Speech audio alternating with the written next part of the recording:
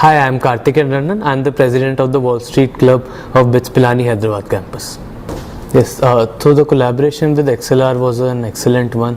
We conducted a Power BI workshop with Advanced Excel over a span of 3 days. The workshop was almost 12 hours long in total. Mr. Karthik, who was an amazing trainer, helped the students understand the concepts deeply.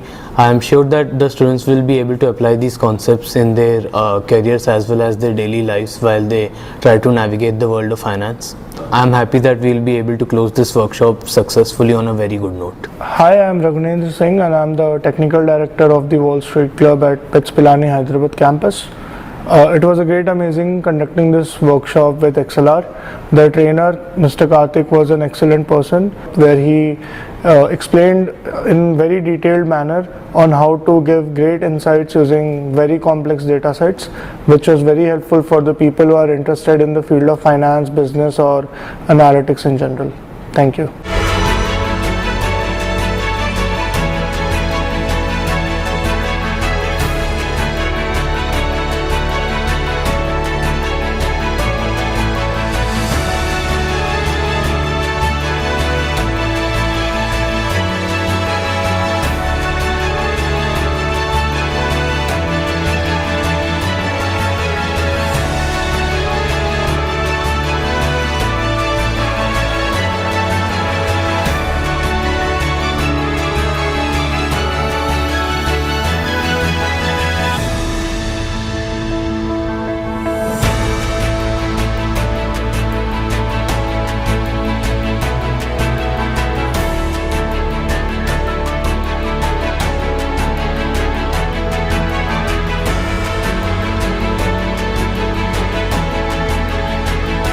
I attended a workshop conducted by CSA and ACM in collaboration with XLR.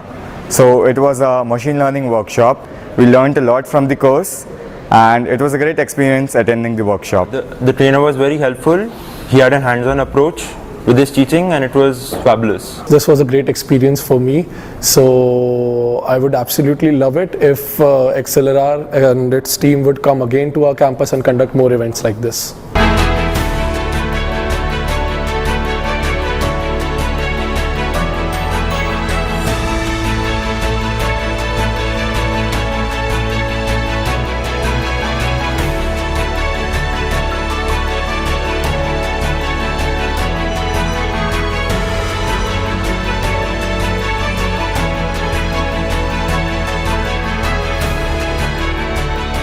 The journey was great. Initially, I thought that I was not proficient enough in Excel, but later I came to know there was no prerequisites for it, and then I applied for it, and it was a great course, and it started from basics and took me to a great extent. Good evening, myself Kavya Ganatra. I am from Computer Science Association. I was the POC for this ML workshop conducted by CSI and ACM in collaboration with XLR. The experience of the workshop was really nice. The feedback from all the students was positive. They understood the concept. The workshop was also practical based with some questions. The experience with XLR was very smooth. They helped us in conducting the workshop smoothly right from the booking of the vendor and deciding the course till the distribution of certificates. In overall, this workshop was a success during our Technical Fest Atmos, and I thank XLR for being a part of it. Thank you.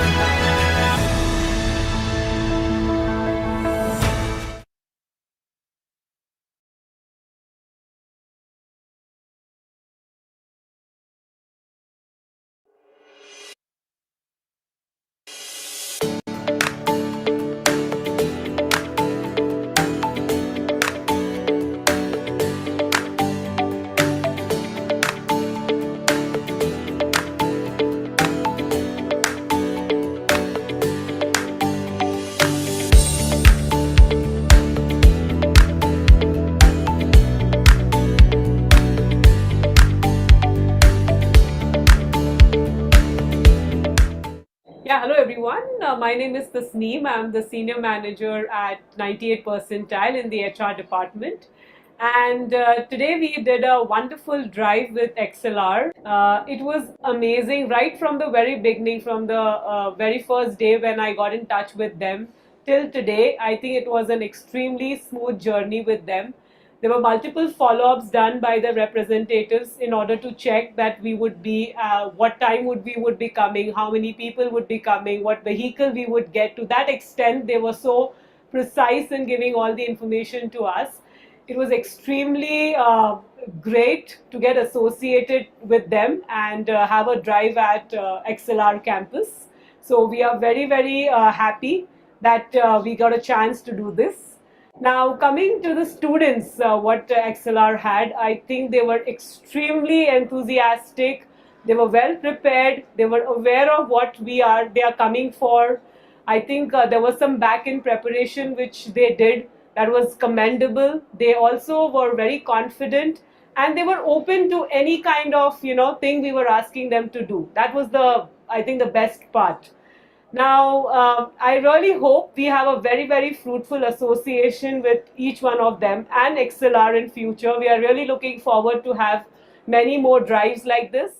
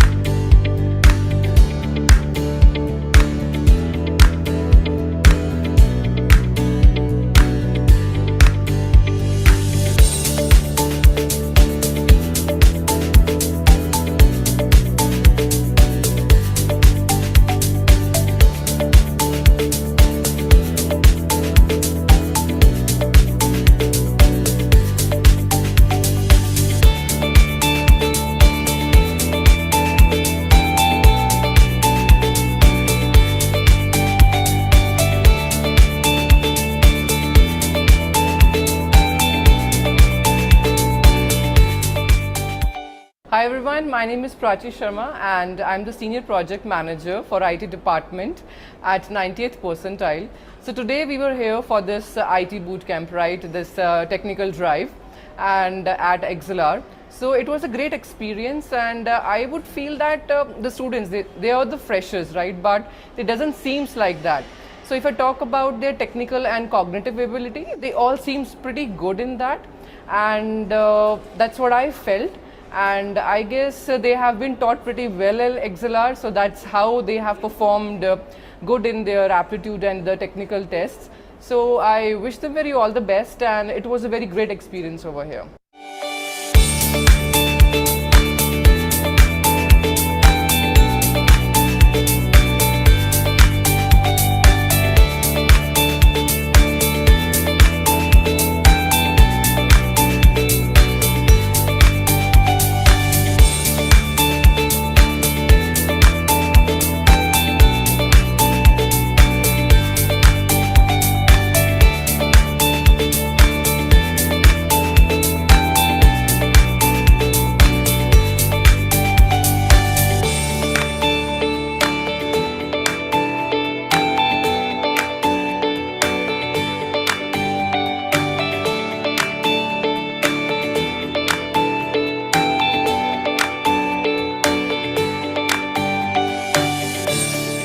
Hi, this is Patan, Technology Consulting Manager from 98th Percentile. We visited XLR for the campus placement drive and it went very well today. Miss Ambika, Miss Pragati, everyone received us greatly here and we had a lot of enjoyable time here. The students even had great experience with us. They were interactive, they had good aptitude and all the technological skills they showed. I think they were all well and we really appreciate their time that they spared to us and I think we will be doing a great job. We are expecting a lot of people to be hired from them. Let's see. It was a great experience altogether. Thank you. Thank you so much. From entering into the cyber tower to exiting out of this tower, the XLR team has been received me with such a care and pleasure.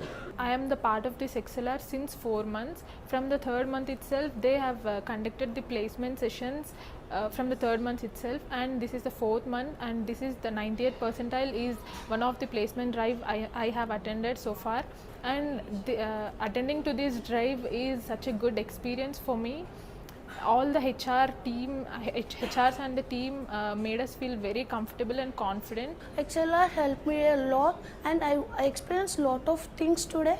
So I'm really hope to be I placed in that company. I'm confident about that. Thank you.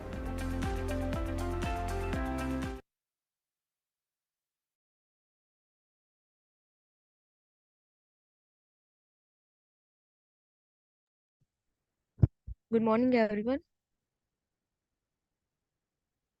So we have a 190. Please inform to your friends to join. So within 2 minutes, we will start the session. Okay. Here we have our Mr. Abhishek. So over to you, Abhishek. You can take your class.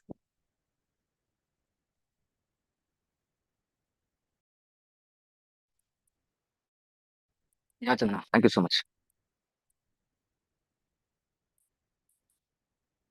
Hello, guys. Good morning. How are you all?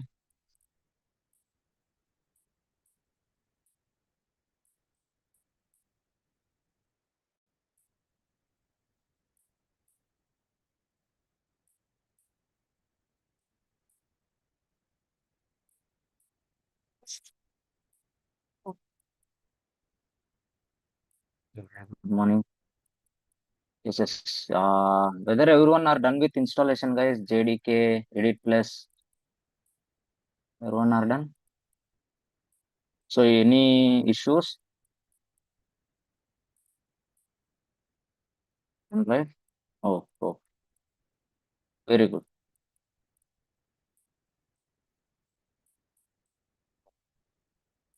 So, yeah. So, till now, whatever we have discussed, do you have any doubts regarding that? All right. Oh, so till now, whatever we have discussed, so you are good. Okay. Very good. Sure, guys. Let me share my screen first.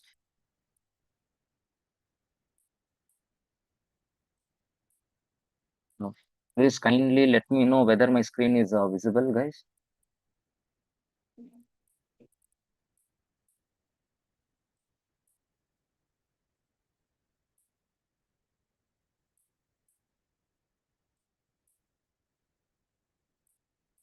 So,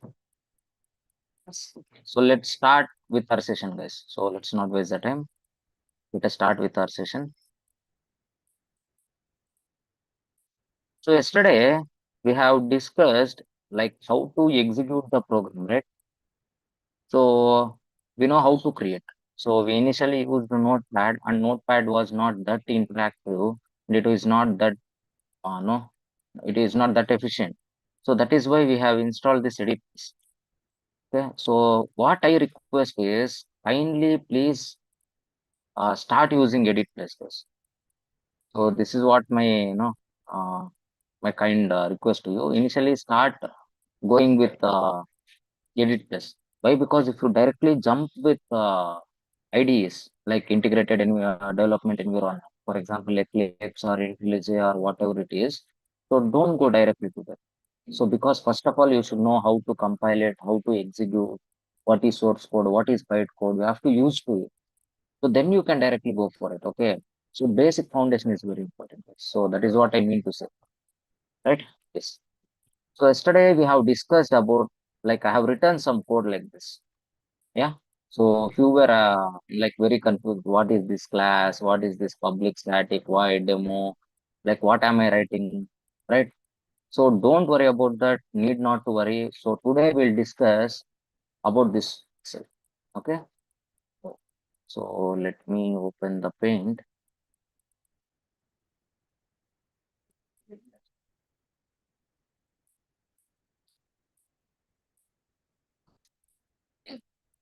So today we are going to discuss structure of Java.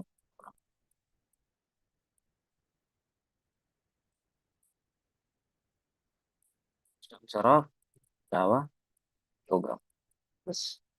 So the name itself says, guys, structure of Java program. So what is the structure of Java program? So let me make you understand with this. So assume I want to take class, guys. So I want to take offline class, not online. I want to take one offline class. So to take this offline class, tell me what are the prerequisites I need. So what do I need first? I want to take one offline class. Oh, yeah. So we are going to discuss the structure of Java program. So assume, guys, I want to take one offline class. So in order to take the offline class, which is the most important thing I need first?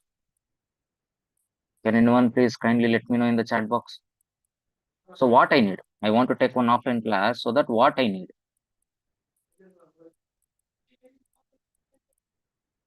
Place. Classroom, yes, very good. Classroom, correct.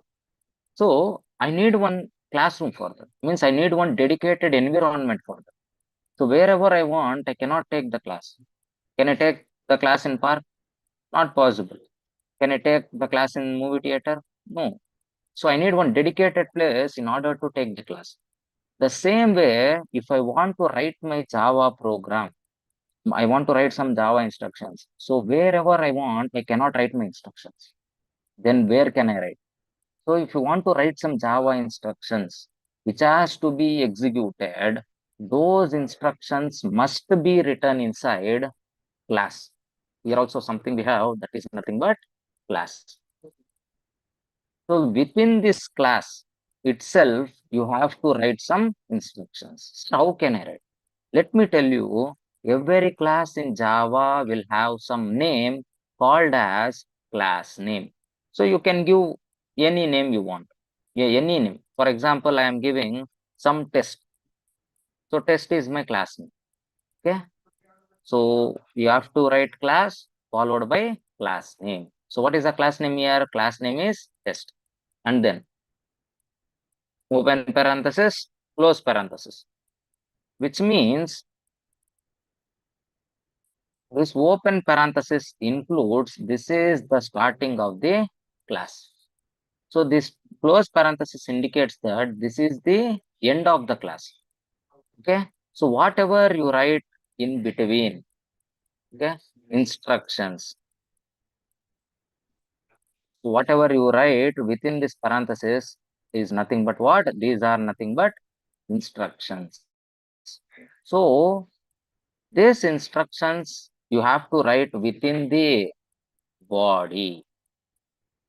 So this open parenthesis to close parenthesis, you call it as body. What body? It is nothing but class body. Okay. So always remember, whatever the instructions, if you want to write, those instructions has to be written within the class itself. So every class in Java will consist of one name. That name is nothing but class name. And every class in Java will have something called as body, which is nothing but a class body. Within this class body, you have to write your Java instructions. Clear? Yes.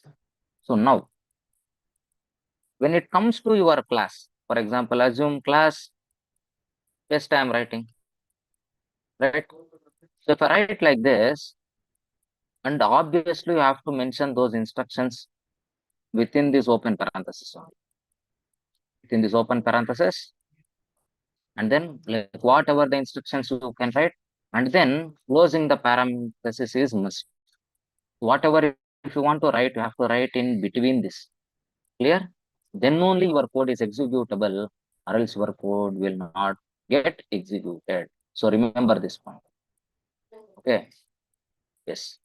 So now assume I want to print some data, okay, on the output console. So here, which is nothing but output console.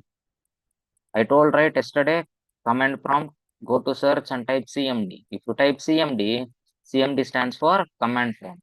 So if you open command prompt, you will get a window like this.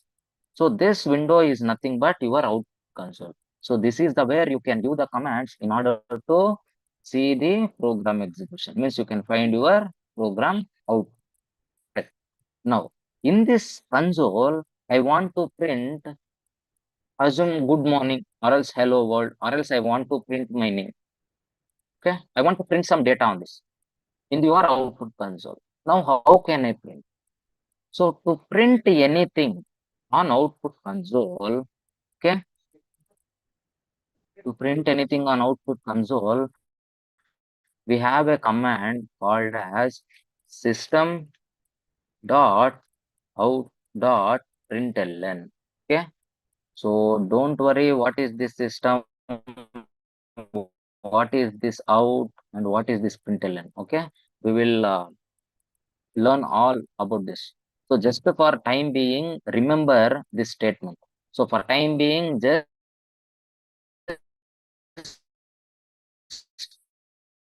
mug up this statement just by heart statement. Okay, so I will explain in further classes what is this system, what is this out, what is this println, everything we'll discuss. Fine, clear? So for now, for time being, you don't worry. Okay, so just remember this statement is used to print some data on output console. So whatever you want to print, okay, within this braces, put some double quotes and you can print. For example, hello, good morning, like this. So whatever you want to print, put some double quotes and you can print like this. Okay, so what is this statement? This statement is nothing but to print the data on output console. Clear? Okay, so so shall we write? Shall we start typing this? Okay.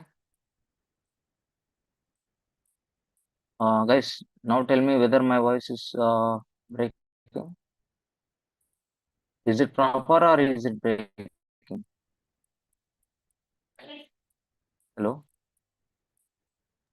Yeah, it's proper, Audible, right? Abhishek. Oh, fine. Audible. So now let us start. Okay. Okay. Okay, let me open my edit plus.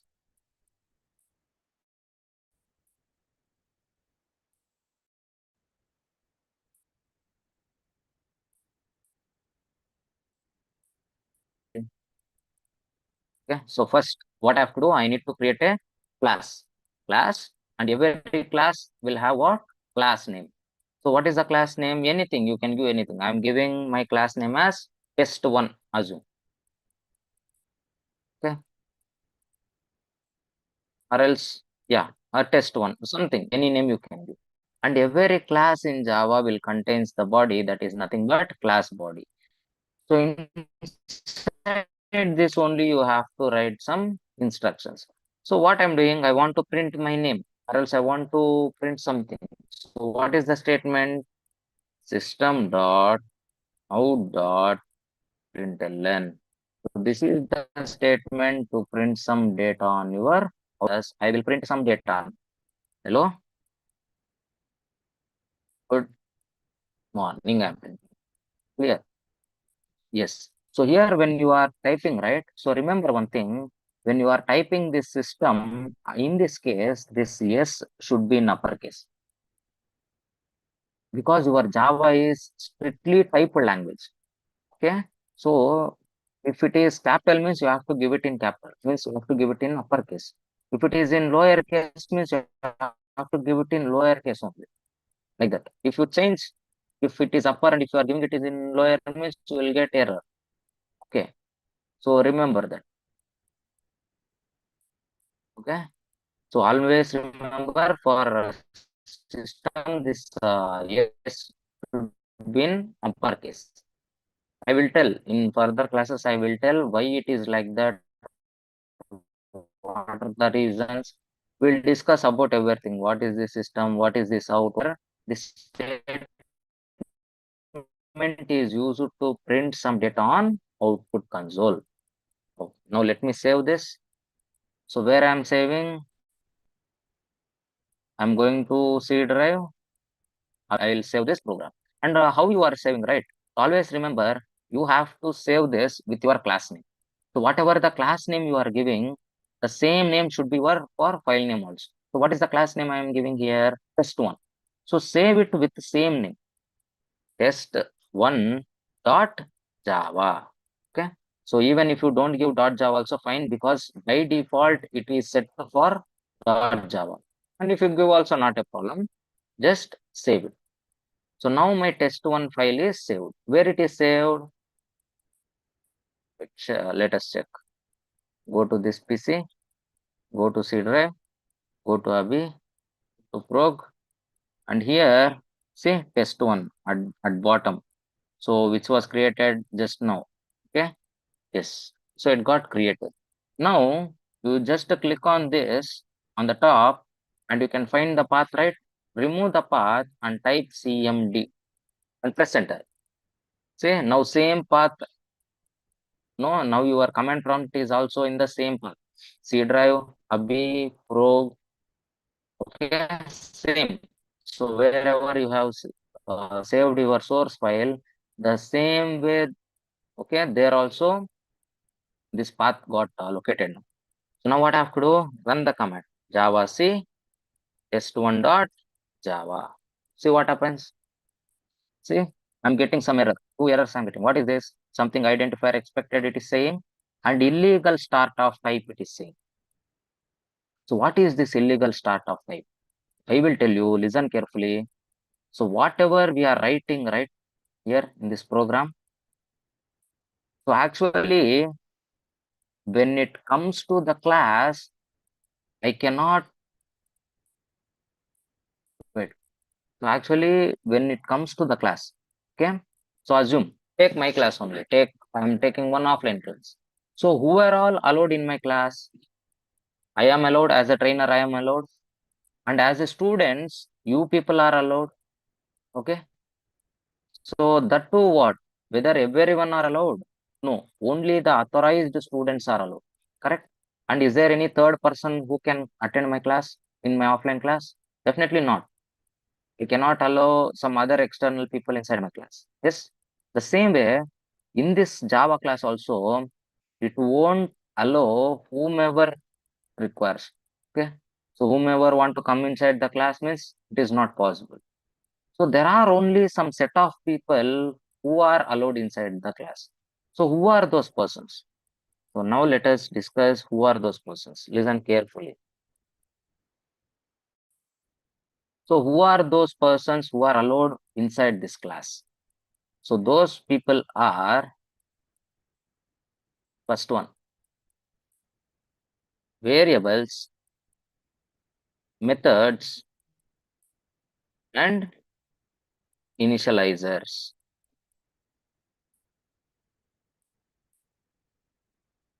Initializers. So except these variables, methods, and initializers, no one is allowed inside the class. No one. So only these variables, methods, and initializers are only allowed. So except other than this, nobody is allowed inside the class, means inside this class body. Then what about this print statement, sir? This is nothing but what? It is a print statement. It is actually a print statement. Statement it is. Whether is this a variable? No. Is this a method? No. Is this an initializer? No. Then how do you think my class will allow this statement? Definitely not. So only who people are allowed inside my class? Variables, methods, and initializers. That is why this is called as members of the class. These variables, methods, and initializers are called as what? Members of the class. Members of the class. So now tell me who are all allowed inside my class? Only variables, methods, and initializers. So that is why it is called as members of the class. Except other than these members of the class, nobody is allowed inside my class. Okay, understood? So now, first of all, we'll discuss what is a variable.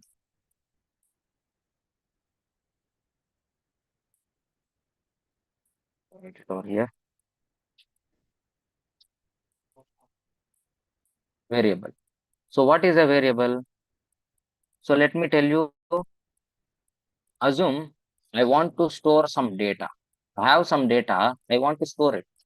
To store that say data somewhere, I need one container, I need one dedicated space. That container or that space is nothing but a variable. So simply we can say that variable is a container which is used to store the data. Okay, so just to get the basic understanding now. So after this concept, we are going to discuss about these variables in depth. Okay, so just to get some basic idea, what is variable? Means it is nothing but a small container which is used to store some data. Okay, then what is method? What is method? So basically, method is a set of instructions or block of instructions, okay, which are used to perform task. Okay, so we'll discuss about methods also in detail. For time being, just stick to the definition. So just to get some basic idea. So method is nothing but it is a set of statements. Means there are some lines of code. It contains some lines of code. So those lines of codes are used to perform some task. Okay, these lines are codes. We are separately classifying it inside a method. Okay, so that will perform the activity whenever we call it. Okay, yeah. So then what is initializer? So basically initializer is nothing but it is used to execute the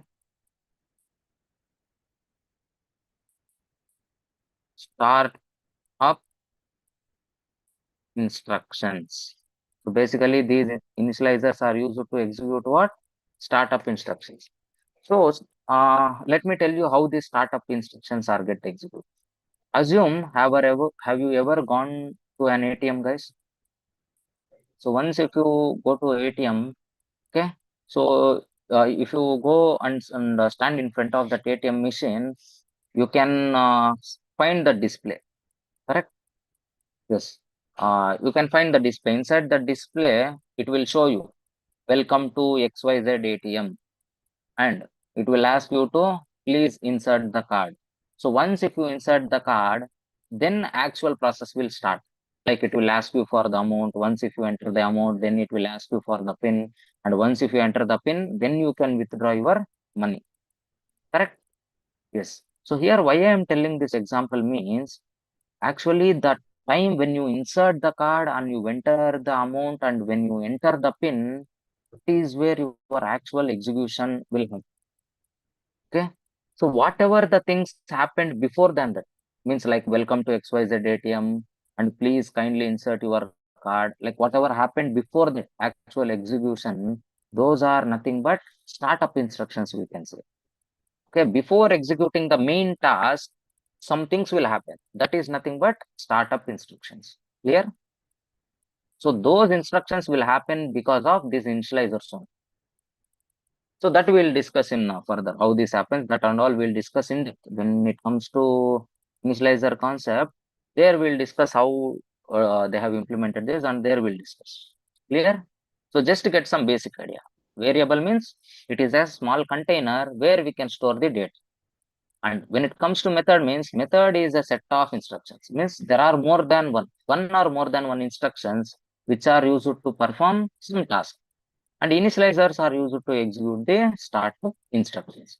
So these three are called as members of the class. So only these variable, method and initializer are officially allowed inside the class body. Clear? Yes. Now what about this print statement, sir? Now if I want to print this statement, it is not possible. Obviously it is possible because directly you cannot write it inside a class. Why? Because it is not a member of the class. Then how? Then we have something called as main method in our Java. So what is this main method? So let us discuss that first. Main method. What is this mean? So this main method is nothing but a method, guys. So already I have told you what is a method. Method is a set of instructions. Means this main method is also belong to method category. Means it is a type of method. Okay. But the name of the method is main. So that is why it is called as main method. So I will tell you why it is called as main. Basically what happens is always the execution of a Java program will start from main and ends from main method. So remember this statement. This is very important. Always the execution of a Java program will start from main and it will end from main. Okay. So that is why it is called as main. So it is like a CR of my class. Okay. So what do you mean by CR? You can say it as class representative or a class leader. So assume if a trainer wants something, assume he needs some duster or he needs some marker or something. So whom he will send? He will send obviously the class representative or a class leader to go get something, right? The same way for a class, this main method is like a CR. So it is the main for the entire class. He is the main person. So always execution will start from him and execution will end from him. Clear? Okay. So yes. So why it is called main method means the name of the method is nothing but main. So that is why it is called as main method. So remember this, very important.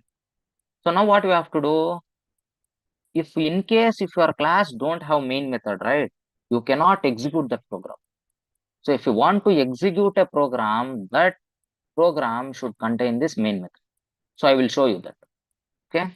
So now if I want to write this statement, I cannot write this statement directly inside the class because it is not a member.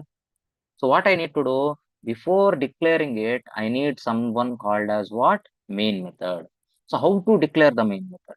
So to declare the main method also, there is one syntax that is nothing but public static void main. I already told no, the name of the method is main. That's why we are declaring it as main, followed by string array args. Guys, again I am saying don't worry about what is this public static void and all. So we will discuss. There is actually one concept called as method concept. So there we'll discuss what is this public, what is this static, what is this main, and what is this string array arguments. Everything we'll discuss there. So why do we need to declare it in this way also we'll discuss. Because if I want to go till methods, first I need to teach you how to write some basic instructions. Then only we can go there. So first what you need to do as a developer, first of all, don't worry about these statements. So for time being, if I tell you to create main method, then blindly you have to write this. So just by heart for time being. When it comes to the method concept, there I will teach you what is the use of public, what is the use of static, and what is this main void, and what is this main. Everything we'll discuss there. Okay, there is some big history behind this. So now my intention is not to teach what is this public, what is this static. My intention is to teach what is main method and what is its use now. That's it. So how to declare it, what are public static void, what is its thing means, that we'll discuss. It is again separate story. Clear? So if I tell you to create a main method, so blindly you have to create this, remember.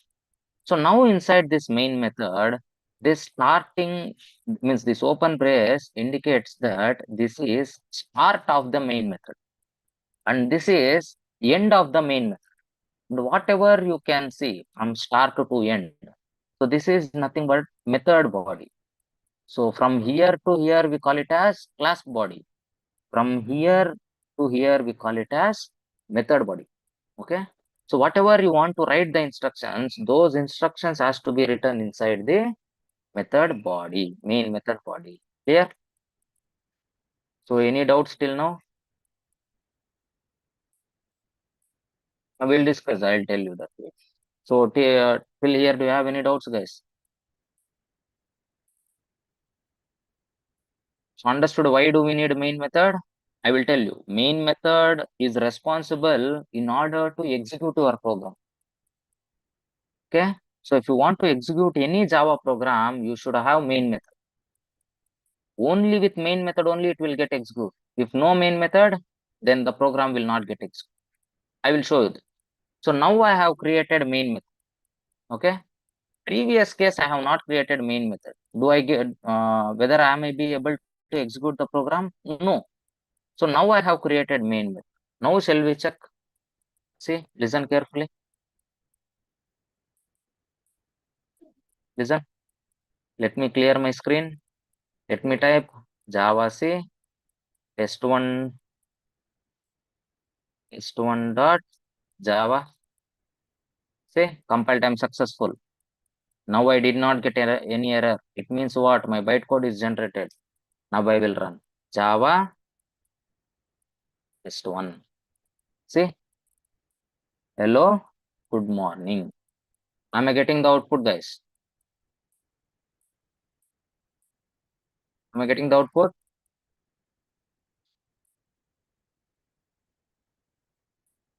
So what did you understand by this? If you want to write any instructions which has to get executed, then those instructions has to be written inside the main method. And main method is a what? Member of a class. So this main method you can declare inside a class body. Clear? Clear? Yes. Understood? Any doubts still here?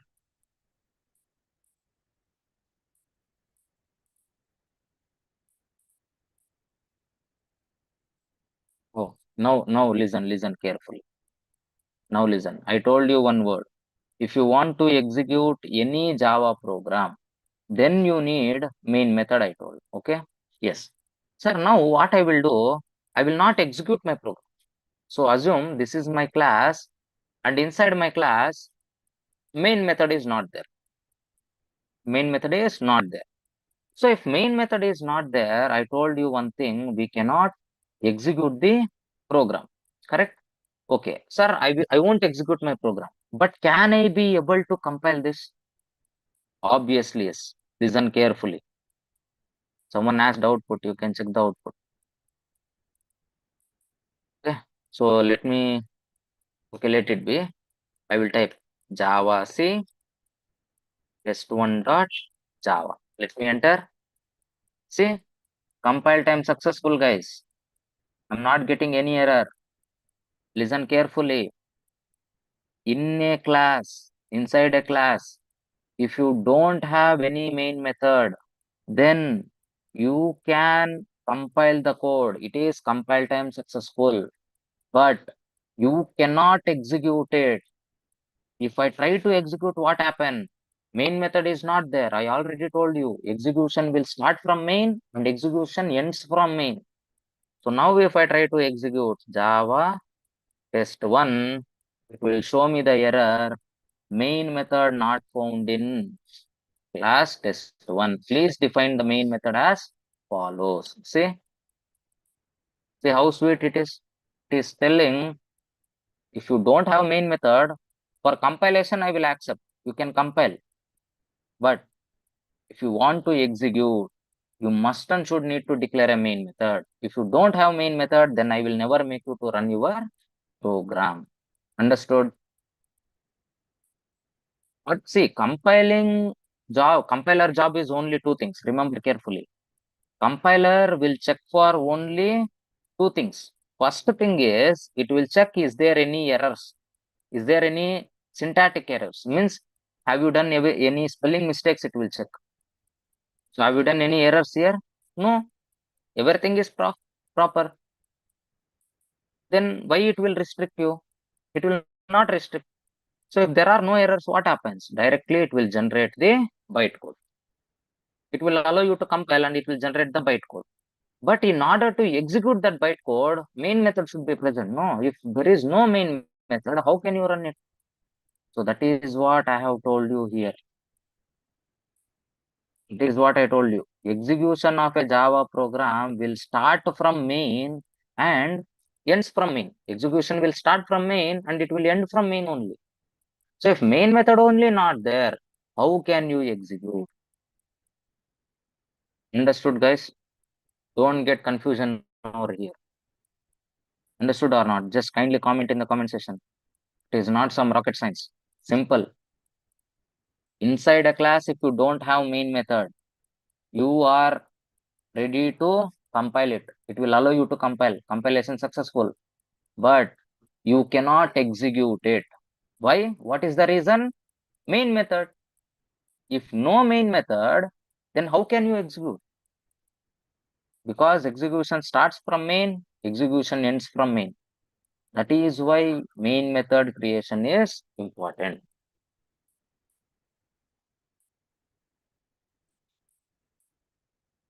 See, simple. How we insert main? See, let me write some statement. Okay, before this, let me write. Listen.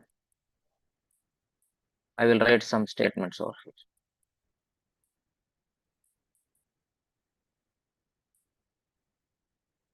Okay, first, I will write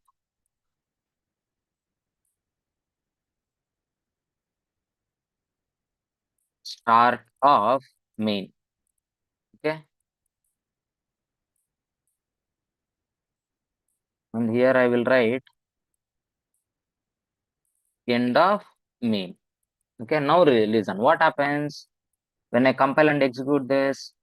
Whenever I compile and execute this, at the time of execution, first from where execution will start? Main method. So main method will get the control and it will print what? Start of main. Then control comes to next line. See, always remember execution will happen step by step.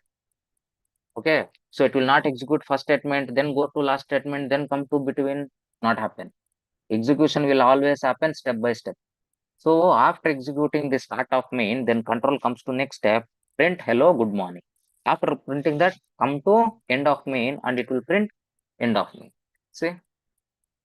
And after printing end of main, what will happen? It will close there. See?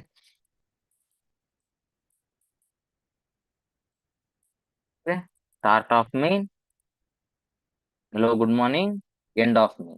And after printing end of main, where it is ending from? From the main method only. Understood? Understood? Someone asked me this doubt. Yes, Pranjali. Understood, Pranjali? Yes. So any doubts here, guys? Sir, why it will not execute without main method? Is definitely is defined by language developers. Because for execution, main method is required, right? So it is the main person in your class. So without that main person, how can you write the instructions? So that is the thing. But you are good to compile. But if no main method, never executes. Clear? Kindly respond.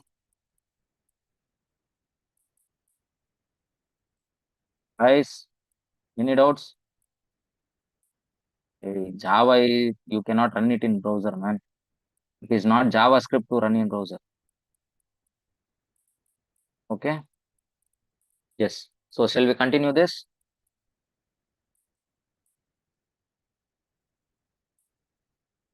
Oh. So always remember, there is one important interview question here. Assume I have a class, but there is no main method inside my class. Can I be able to compile it? Can I be able to compile it? I have a class, but my class doesn't have main method. Is it compile time successful or not? Yes, it is compile time successful. But can we able to execute it?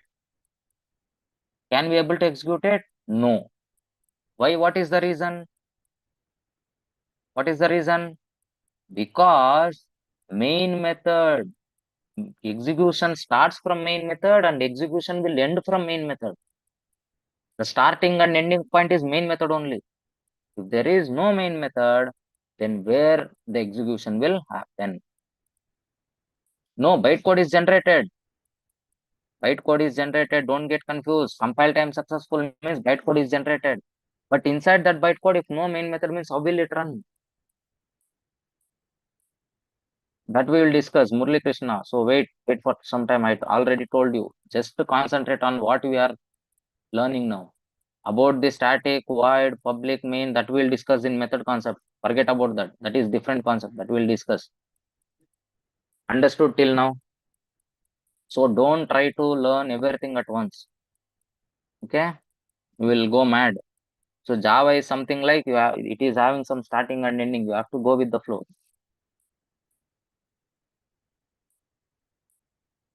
Well, not. Okay, fine. Let's continue this. So understood now? What is class? What is main method? And what is the use of println statement? Any doubts here? No, right?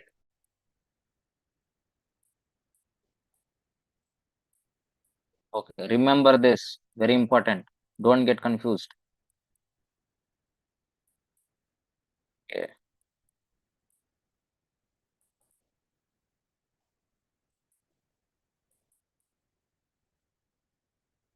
So tell me for what this println statement is used. Anyone? For what this println statement is used?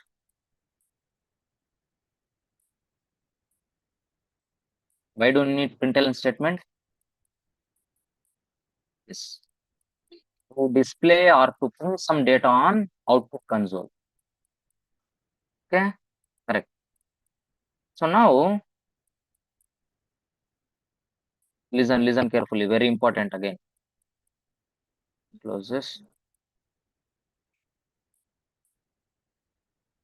Listen, guys. Very important question we are going to discuss in interview now. So along with println, okay, there is one more statement along with println. So wait, okay, let me remove all this.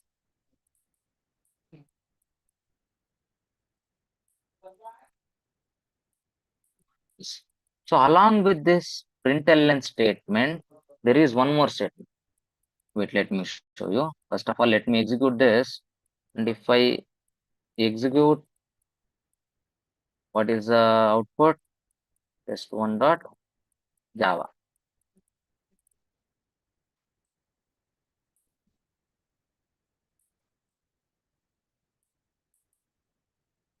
Well done, successful. Java test one. See, hello, good morning. Am I getting the output? Yes. Now, instead of using println, there is one more statement. What is that? System dot out dot print. So actually, what I have used here is println. So which statement I have used?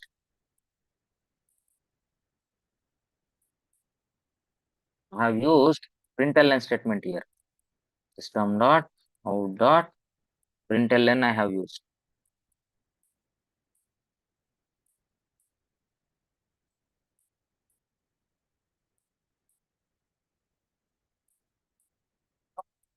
This is the statement I have used. So along with this println, there is one more statement in Java, that is system dot out dot print. System dot out dot print. So let us see what is this print and what is this println. The same way how you are passing data to println, the same way you have to pass the data for print also. So let us see why we have two statements. What is the use of println and what is the use of print?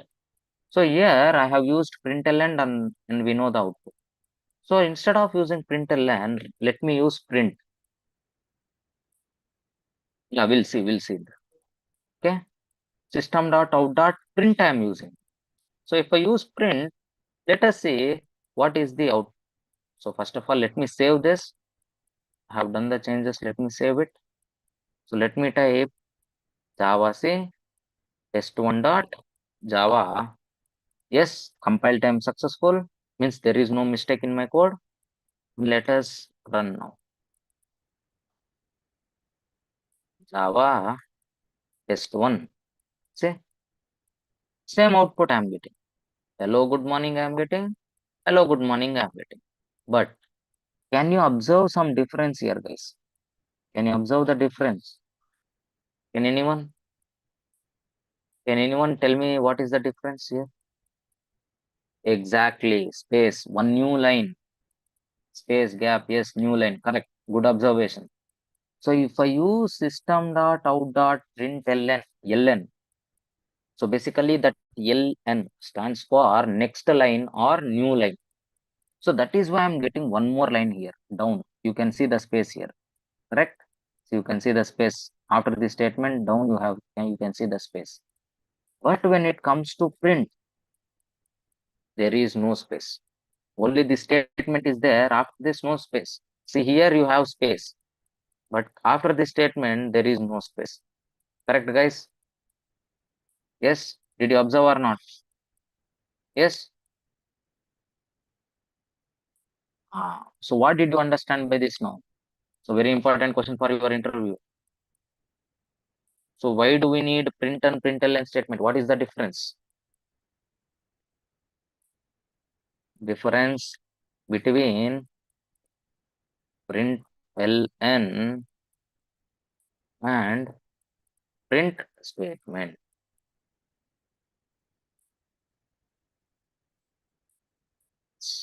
So now let us see what is the main difference between print and println statements. Okay, yes. Guys, listen, very important this. Okay, now let me write this for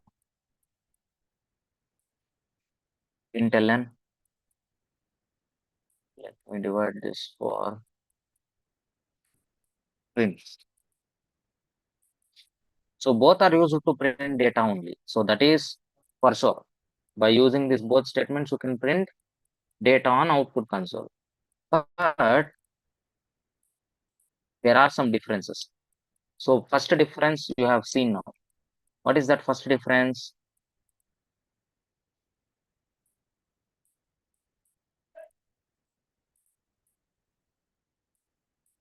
Difference number one, that is print statement,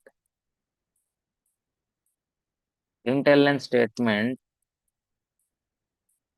will print the data along with new line. So it will print the data, and after printing the data, it will print one new line. But when it comes to print, what happens? Print will only print the data without printing any new line. Without printing any new line. So this is what the first difference we have seen. Correct? Yes. Okay. We'll see. So let us write some instructions over here. Let me use println.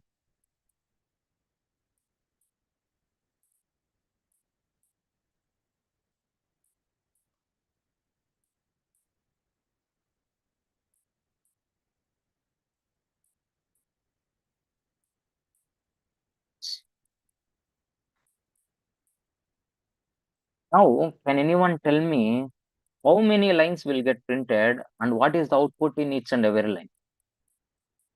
Kindly let me know. How many lines will get printed and total how many lines?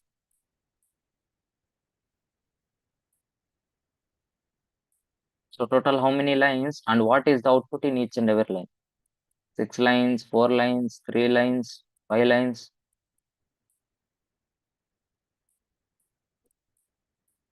Oh, we'll see. Okay, we'll see. We'll trace it out. Okay. So first of all, let me copy this. Okay, we'll see. Fine, we'll see. Okay, good. We'll see. Good try. We'll see now. So some are saying 3, some are saying 4, some are saying 5, some are saying 6. We'll see that. Listen, guys. Listen, fine. Listen here. Let me paste it over here.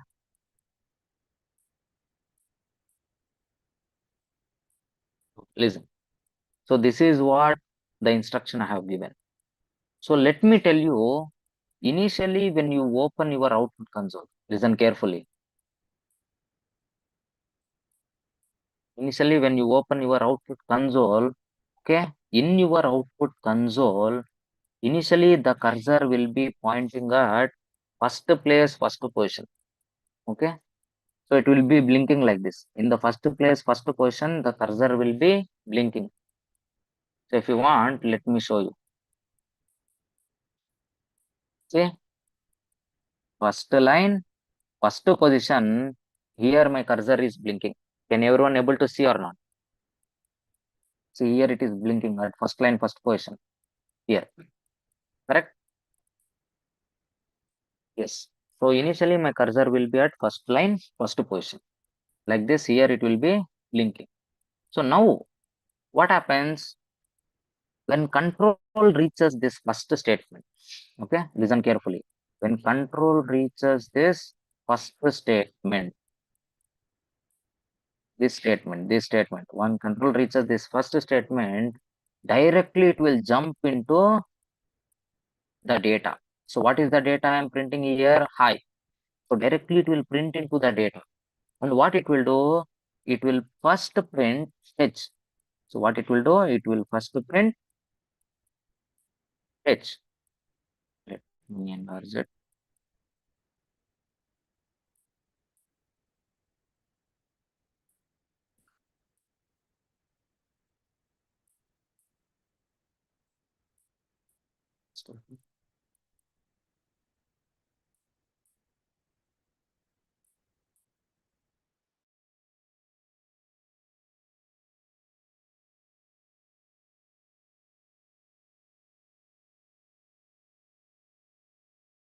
The cursor will move to the next position. So after printing H, what will happen? This cursor is there, right? This will move to the next position.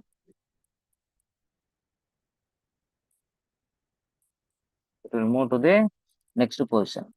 Means after H, it will go to the next position like this. After printing H, what is there? I is there. Now what will happen? Now it will print what? Now it will print I. So after printing I, what happens? The cursor will move to the next position. After printing I, the cursor will move to the next position like this. Yes. Now where my cursor is pointing? My cursor is pointing in first line, third position. Now it will check, is there any other thing left out after high? Nothing. Now whatever the data I have used that got printed, and after printing, now it will check what kind of statement am I using. What kind of statement? Is it print or println? What kind of statement I'm using? It is print ln. Correct? Means what do you mean by print ln? So ln stands for new line or next line. So now where my cursor is actually located? My cursor is actually located at first line, third position. Now what happens? Now immediately my cursor will move to the second line, first position. So where does it will move? It will immediately move to the second line, first position. Understood? Now, can I say execution of this statement is done? Yes. this execution of the statement is completely done. Now control will come to second statement. So once if it comes to second statement, directly it will jump to the data. And what it will do, it will print the data. So what it will print? First it will print H, will print H. So after printing H, cursor will move to the next position. Let me enlarge it. So after printing H, yeah, the cursor will move to the next position. And what it will print? It will print E. Then after printing E, cursor will move to the next position. And then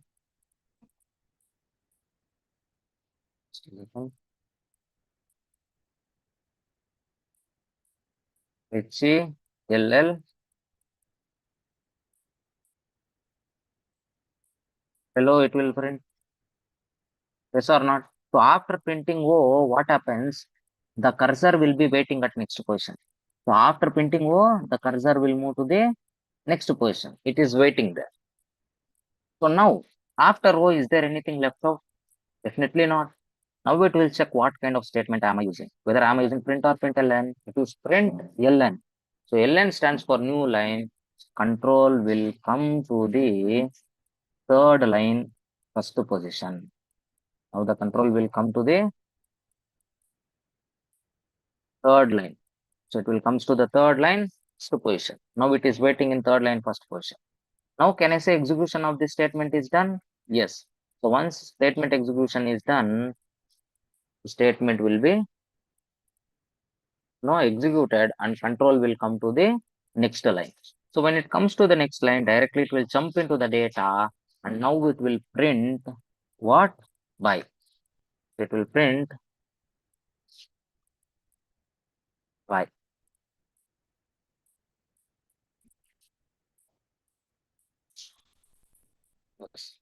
So after printing this E, what happens? After printing E, the cursor will move to the next position. So after E, it is waiting. After printing E, it is waiting there. In third line, last position. Now, check is there anything left out? No. Now it will check what kind of statement, print or print ln. Print ln. ln stands for new line.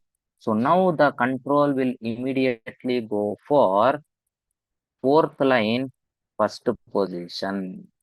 Now can I say execution of this statement is done?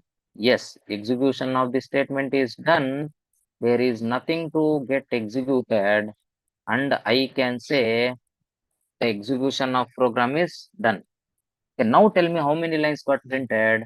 1, 2, 3, 4. First line hi, second line hello, third line bye, fourth line is empty.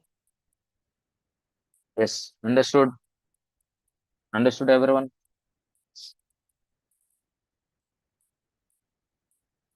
Yes. So shall we check the output now?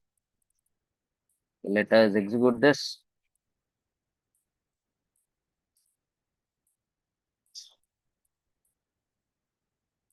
Compile time successful. Yes. Hi, hello, bye, and fourth line is empty line. Clear?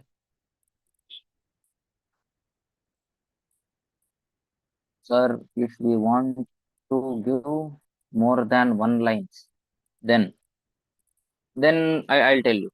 Then what you have to do is use only println without passing any data. That we'll discuss. Clear, no?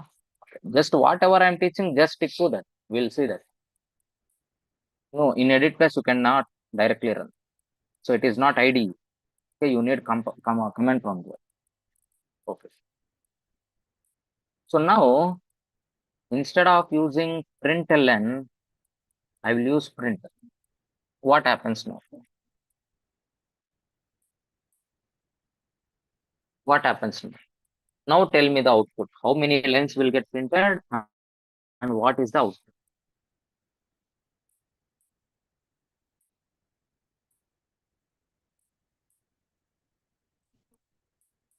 Now tell me how many lines will get printed.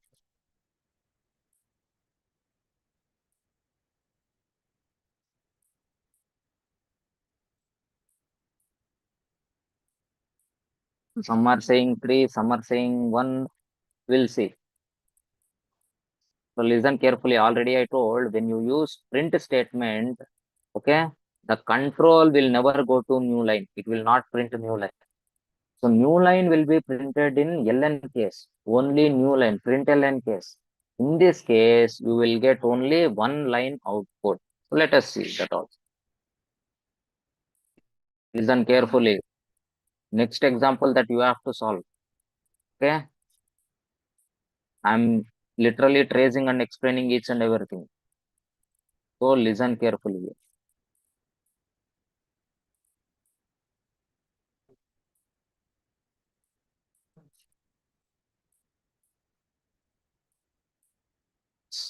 So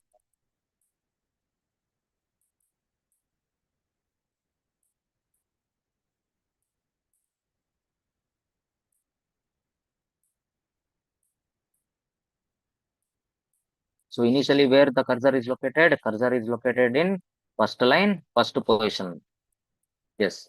So when control comes to this line, this first line, so directly it will check the data. Yes. Hi. So now what happens? It will print what? Hi. So first it will print H. So after printing H, what happens? The cursor will move to the next position. So where the cursor will come, cursor will move to the next position after printing H. Now I is left out. Now what it will print? It will print I. Now it will print I. And after printing I, the cursor will move to the next position after I. After I, it will move to the next position. Yes. Now check, is there anything left out to print? No. Now check what kind of statement it is, print or println? Print. Means print will print new line? Definitely not. So the control will not go to the next line, it will remain in the same line. Now can I say execution of the statement is done? Yes. Execution of the statement is done. Now control comes to the next statement and directly it will jump into the data that is hello. So now what happens? Where the cursor is located now? The cursor is located in first line, third position. First line, third position. Now it will start printing from there itself. It will print H. So it will continue there from there only. H. Then cursor will go to the next position, that is E. Then L, L, O. Clear? So it will print HLLO. And after printing O, what happens? After printing O, the cursor will move to the next position. After printing O, the cursor will go to the next position. Now the cursor is waiting there. Now check what kind of statement, print or println? Print. Print means, do you think it will go to the new line? No. The cursor will remain in the same line. Now can I say execution of that statement is done? Yes. Now control will come to the next statement, and what I am printing there, I am trying to print by, now where the cursor is located, first line, last position. From there only it will start continue printing B, Y, E.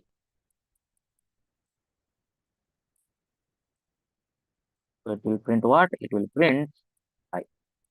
So after printing E, the cursor will move to the next position E. Yeah, after printing E, it is waiting at next position. Now check what kind of statement am I using, print or println? Print. Print means, do you think control will go to the next line? No. Control will remain in the same line. And now tell me what is the output, hi, hello, bye in entire single line. Clear, guys? Clear? Okay. We'll see.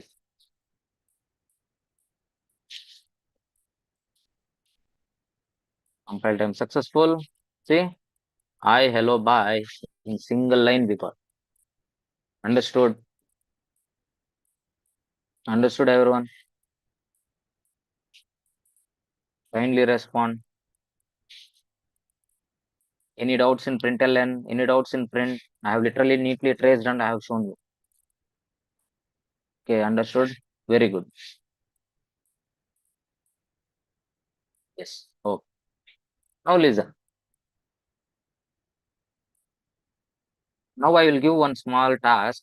You should trace properly. Like how did I trace? You have to trace properly and you have to answer me. Okay?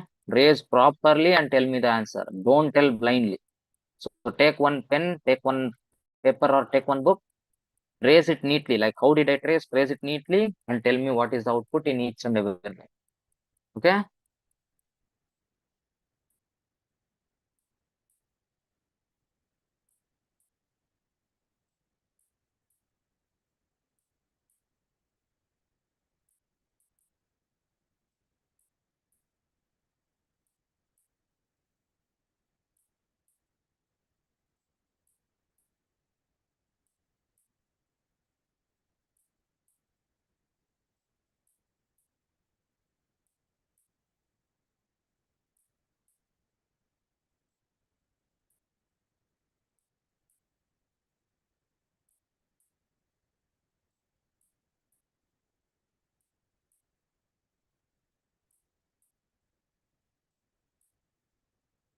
Now trace it properly and tell me how many lines will get printed and what is the output in each and every line.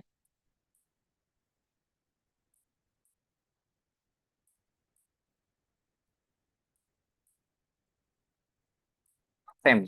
See, I don't want multiple answers. 3, 4, I don't want. Take pen, paper, take one pen, trace it properly and tell me the output. I want everyone to get the same answer. If you are going with again 4, 5, 1, say I don't encourage multiple answers here. I want everyone to get same answer.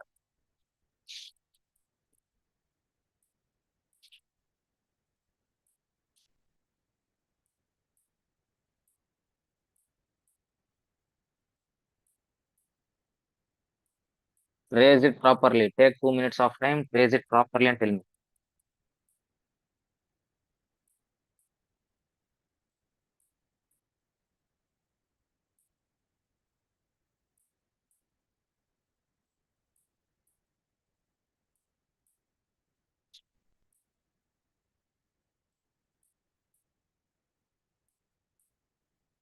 Some are saying 4, some are saying 5.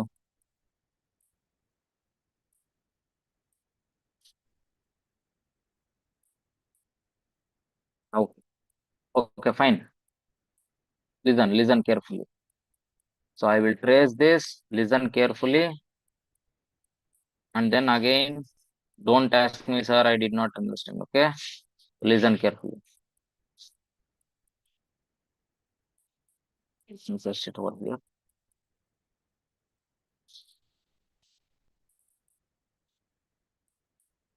Yeah, listen, guys.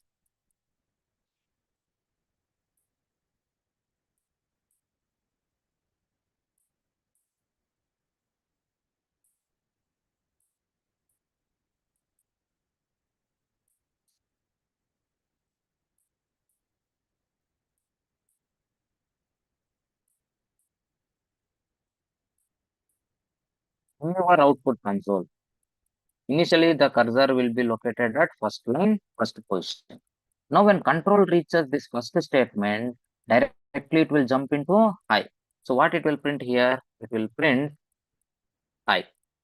So after printing I, the cursor will be located at next position. Correct? Yes. So now, is there anything to execute after high? Nothing. Now it will check print or println. It is print. Print means, do you think it will go to the next line? No. Control will stay in the same line, same position. Now, can I say execution of this first line is done? Yes. Execution of first line is done. Now, control comes to the second line. Now, it will come to the second line, and what I am typing? I am typing Sita. Now, where the cursor is located? It is located in first line, third position. Now, it will continue from there only. Now, it will start printing.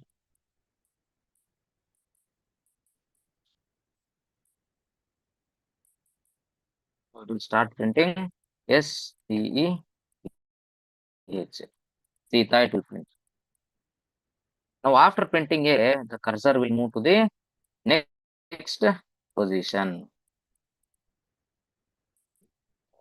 bold.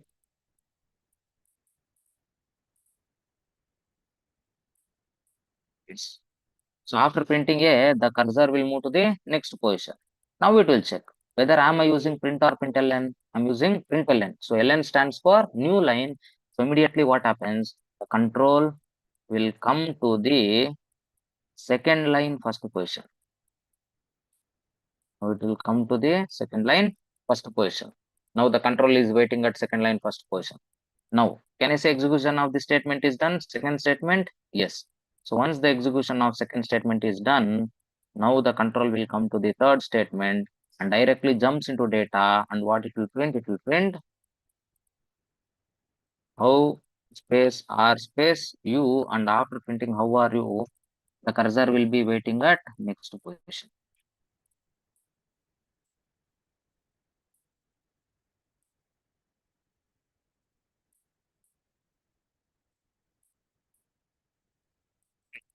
Now, check what kind of statement. Is it print or println? Print ln. So ln stands for new line. So the control will come to the third line first position. Now the execution of that statement is also done. Now the control comes to the fourth statement, that is good morning. Now it will print what? Good morning. And after printing G, it will wait in next position. Yes. Now check. Am I using print or println? Print means it will stay in same position. Now execution of the third statement is also done. Control come to fourth statement, and now what it will print? It will print by. But where the control is located? Control is located in third line last position. After G it is located. So now it will print continuation by. After printing E, cursor will move to the next position. E. It is waiting. Now check. Print or println? Println. Control will come to the next line. Fourth line, first position. So execution of this statement is also done. There is nothing to get executed. So now we can say the program execution is done. Tell me how many lines total? 4 lines. Hi Sita, how are you? Good morning, bye. Fourth line is blank. Understood everyone? We'll check the output. See, hi Sita, how are you? Good morning, bye. And fourth line is blank. I hope you people are understood. Okay, it is not some rocket science or something. If you trace it properly, you will understand. Very simple concept. Okay.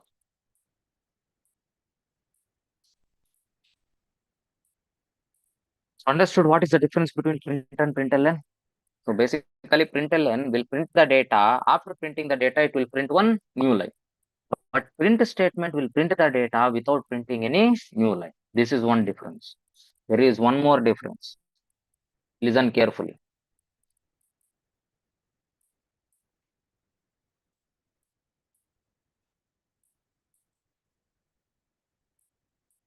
So now tell me how many lines will get printed.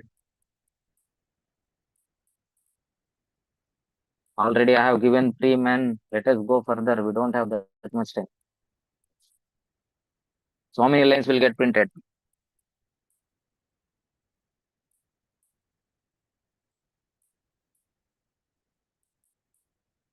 Think, use your brains and tell. Raise it properly, use your brain and tell.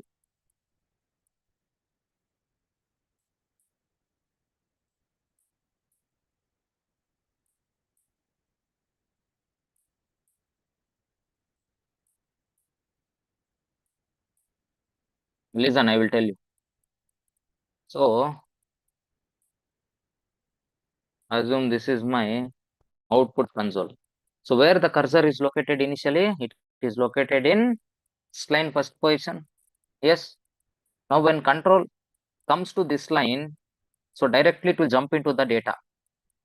Am I printing any data? No. There is no data to print. Okay, fine. If there is no data to print, will it print anything? Nothing it will print. Now, it will check what kind of statement. Print or println? Ln. Ln stands for what? Ln stands for new line. So what happened? Control comes to second line, first position. Now, is there anything to execute? Nothing. Now tell me how many lines got printed? One or two? One line or two lines?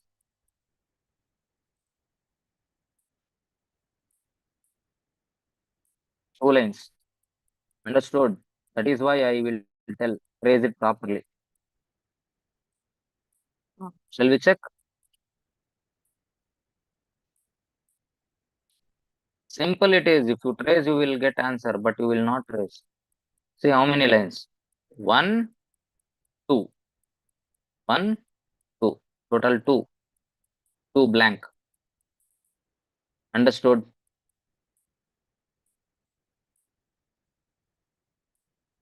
Okay, wait. Still the story is not get completed. Okay. If you use println 2 blank lines. So let me use print. So now tell me how many lines will get. Think and tell. What will happen in this case? Use your common sense. Use your common sense. Think before answering. Think.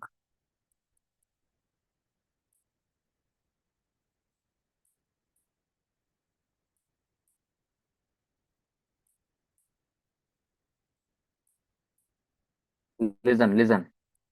We'll check what happens. Listen, everyone. Actually, the output is error. See, it's such a big error. It's throwing one huge error. Why? Use your common sense. That is why I told. For print ln, I'm saying ln. ln stands for new line or next line. For ln, if you don't pass any data, at least it will print new line. Correct? What is the job of ln? To print a new line. So if you don't pass any data also, it will print at least one new line. So that is its task. But what is the job of print? What is the job of print? To only print the data.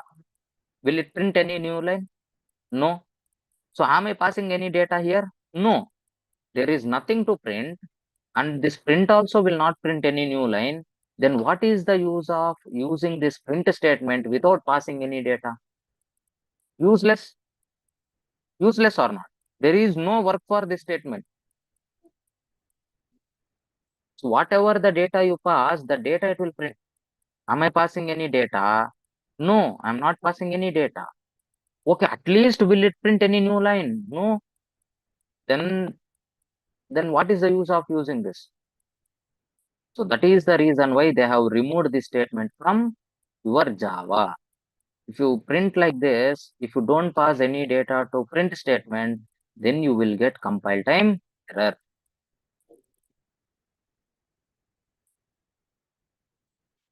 That is what you have to pass some data when you are using print. You have to pass some data.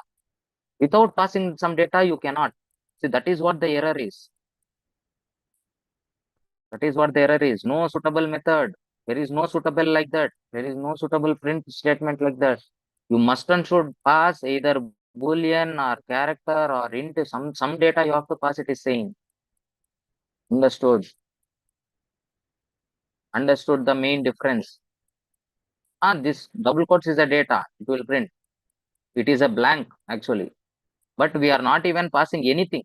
That is different. Clear? Array in println, why two lines, sir? Already I have explained, man. Just rewatch it again. Already I have explained. I have phrased it and I have explained. Clear now? Yes, very good. So now what is the second difference? So first difference is println will print some data. After printing data, it will print new line. That is what ln is for. When it comes to print will only print data without printing any new line. So this is one difference we know. Now the second most important difference. We can use println without passing any data.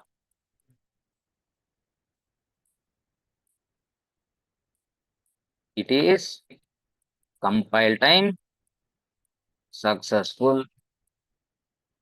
Yes or not? It is compile time successful and it will print two new lines. It will print two new lines. Yes. But when it comes to print, I'm speaking about print now, not println.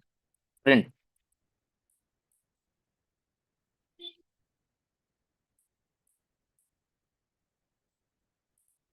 Now when it comes to print, okay, print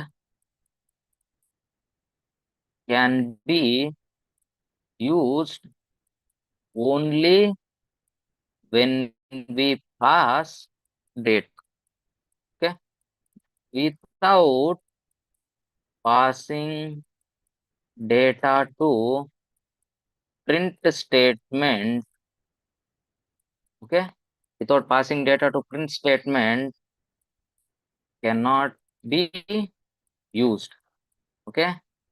It throws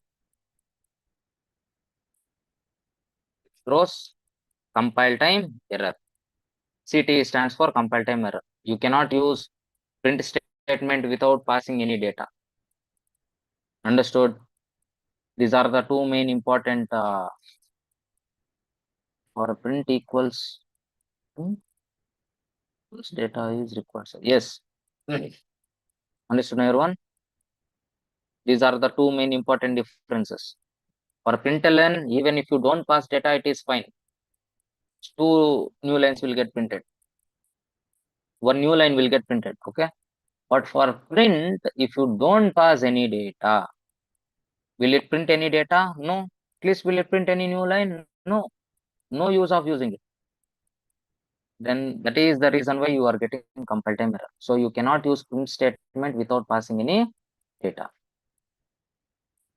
Kindly comment, understood or not? It is not rocket science, man. Very simple concept. If you use your common sense now, you will understand this. Yes. Clear? Oh, very good. Compile time error means there is mistake. So that is like they have removed that statement. That is why when you compile it, your compiler will evaluate for errors. So if there is a mistake, what it will do? It will throw you error. That error is nothing but compile time error. Why? Because your compiler is throwing that error. Okay. Fine. Very important question for your interview room. Okay. So everyone will say print will print only data. It will not print new line, but println will print data along with new line. Everybody knows that. But you should know the second difference also. Okay. Without passing any data to println, at least it will print a new line. It's fine. We can use it. But if you don't pass any data to print statement, it is not accepted. It will throw you compile time error. So if you want to use print statement, you must and should pass data, or else not possible. Clear? Okay. So now we'll discuss next topic. Is tokens.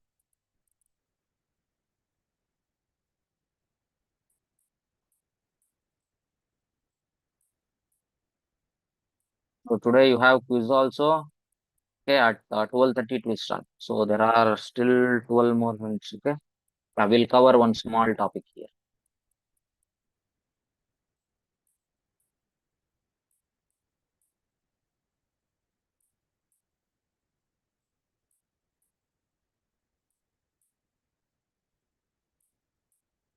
Tokens. So what is token?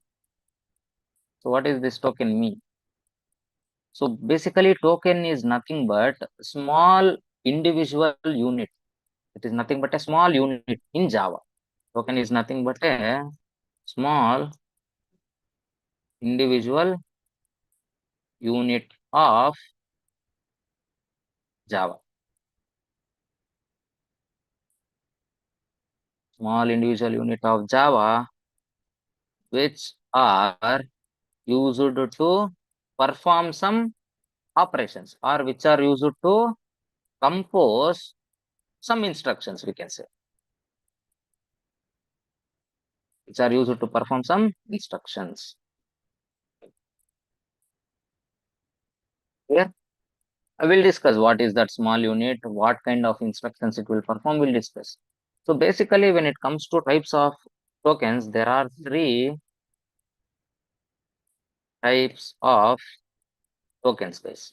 Basically, there are three types of tokens. So what are they? The very first one is keywords,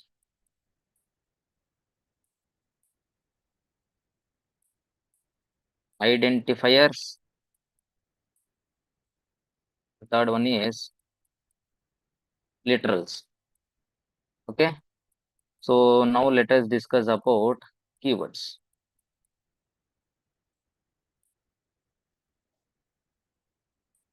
Keywords. So what is this keyword? So basically, keyword is nothing but a predefined word, we can say. What is this? It is a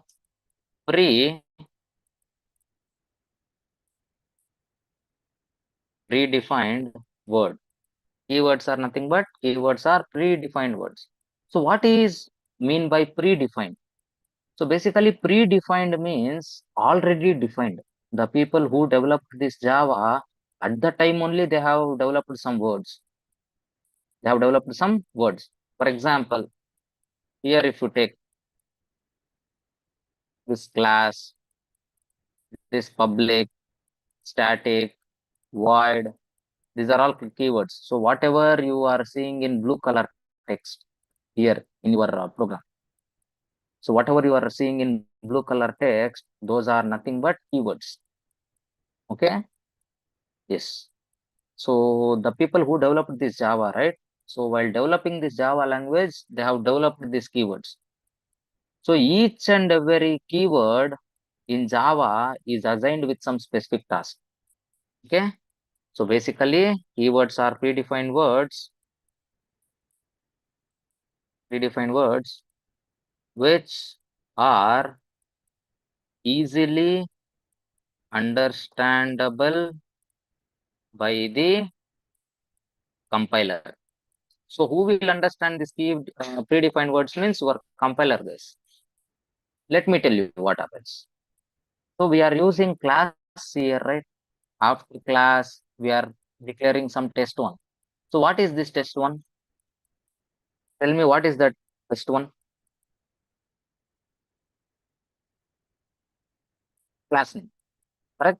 Class name, yes. So you people know that it is a class name, and as a developer, I know that it is a class name. But how will you make your compiler to understand it is a class name? How will you make your compiler to understand it is a class name? So that is why before this class name, we use this class keyword. That is the reason why before the class name, we use this class keyword. So if you use class keyword, now your compiler will understand, okay, this test one is a class name, like that. So here, each and every keyword is assigned with a task. Yes or not? So each and every keyword is assigned with a task.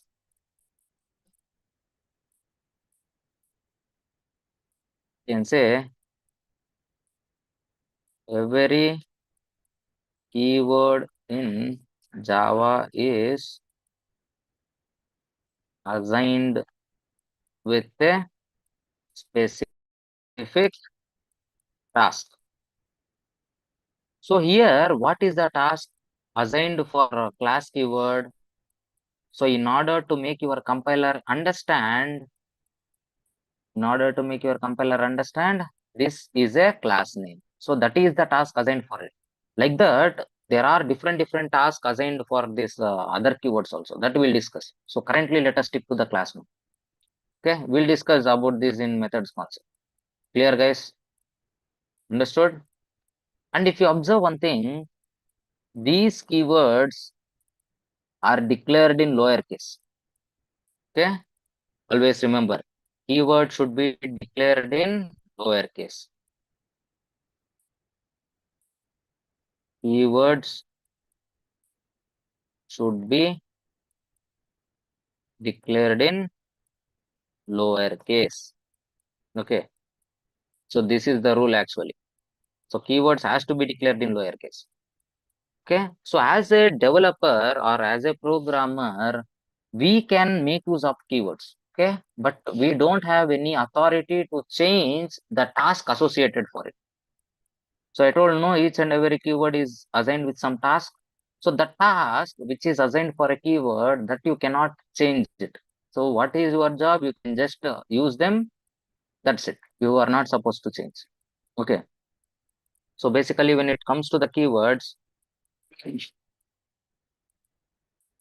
for example of keywords are just now I told class, public, static, void, etc. These are all some examples of keywords. Okay. So like this, there are 50 plus keywords, guys. Note, remember the note. There are 50 plus keywords in Java. So no need to discuss all 50 at now. Okay. So because you won't understand what is its task assigned for it. Okay. So when time comes, we'll discuss each and every keyword. Okay, so just for now, we know what is the class. So just to stick for it. So just to get some idea. So when it comes to public static void, and then there are so many keywords. So that we'll discuss when time comes. Okay, that time I'll tell you what is the task assigned for this keyword, what is the task assigned for that. We'll discuss it. Understood, guys? Any doubts in keywords? So who will understand these keywords easily? Your compiler. Your compiler will understand these keywords very easily. Okay. Any doubts?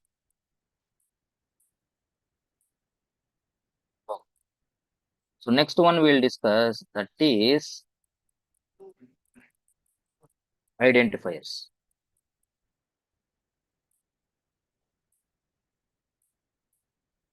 So what is identifier?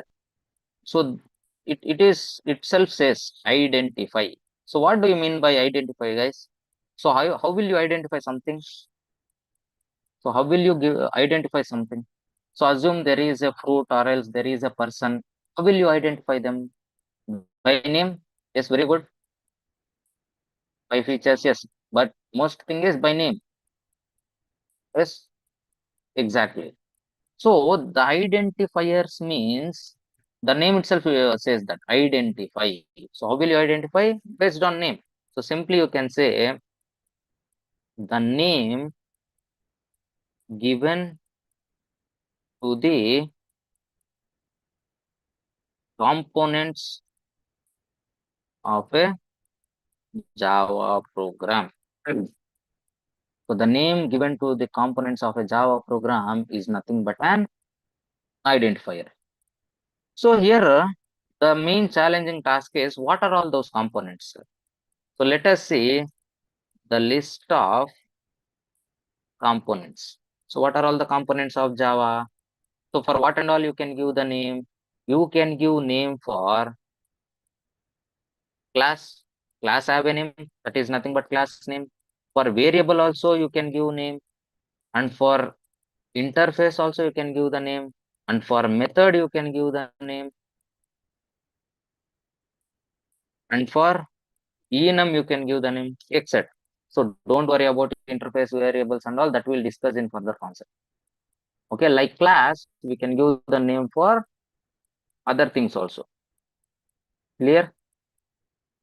So the name which is given to the component of a Java program, let it be any component, class, variable, interface, anything, method, anything. So if you are giving a name to that, that is nothing but an identifier.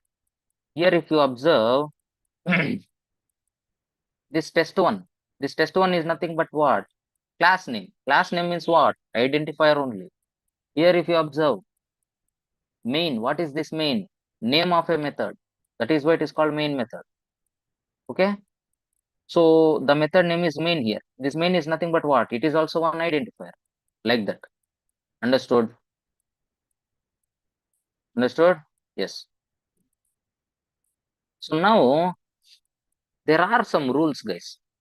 So if you want to give a name, however you want, you cannot give. There are some rules for that.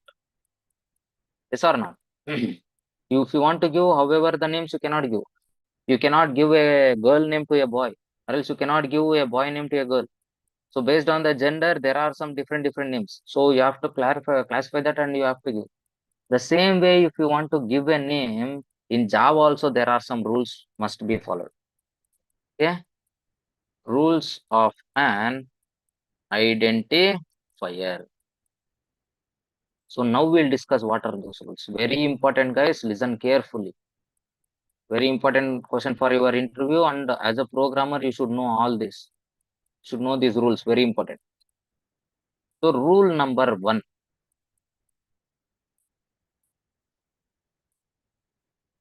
Rule number one. So what is that rule number one? These identifiers should not start with a number. Identifier should not start with a number. So it should not start with a number, guys. So listen. So assume I am giving test one, right? Yes. So you can give number in between. In between you can give, or else at last you can give. But you cannot give like this. One test like that you cannot give. One test or one demo you cannot give. Okay. So always remember, it should never start with a number. But in between you can give, or else at last you can give. Sir, what happens if I give in between, sir? Or at last? If you give in between, or else if you give at last, it will not throw any error. But if you give at starting, it will throw error. Let me show you. Let me give some number. 1, 2, 3 demo I will give. So now I am starting this with a number.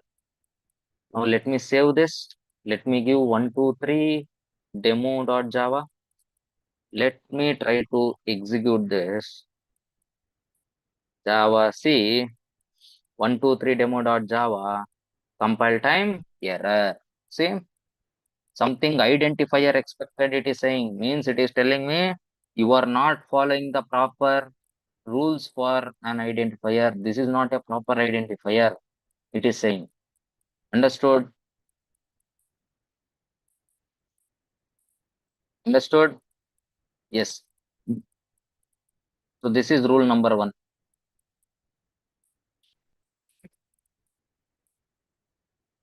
Rule number two. Okay. Special characters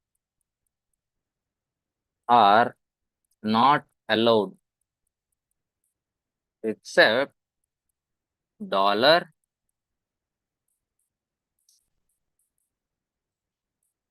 except dollar and underscore. So except this dollar and underscore, okay, no other special characters are allowed, guys. Remember this carefully. This is one rule. So if you don't follow the rule, you will get what? Compile time error. Okay. So rule number three.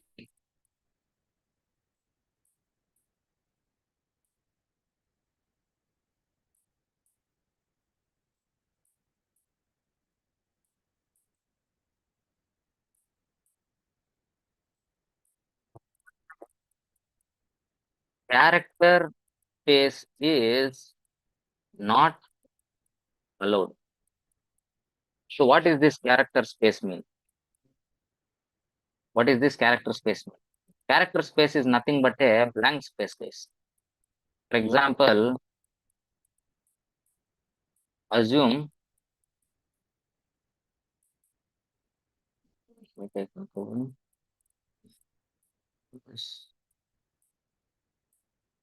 Take this one. Assume I am giving DE space MO. Like that, I cannot give. So in between, if you give space, what happens? No, this becomes separate name, or else, and this becomes separate name. Two names it will become. Now your compiler will get confused to choose which particular name. So that is why you cannot use space here. So using that character space is not allowed. So that is one rule. And the main rule is keywords cannot be used as an identifier. So you cannot use keywords as identifiers, guys. If you use keywords, no, for your class names or your method name, whatever, for an identifier, if you are using keywords, it will throw an error. So remember this, these are the most important rules. So write a note here. If we don't follow the rule, it throws compile time error. So if you want to take a pic, you can take. So there are conventions also that we will discuss in the next class. Okay. Yes. Understood till now? If you don't follow the rule, what happens?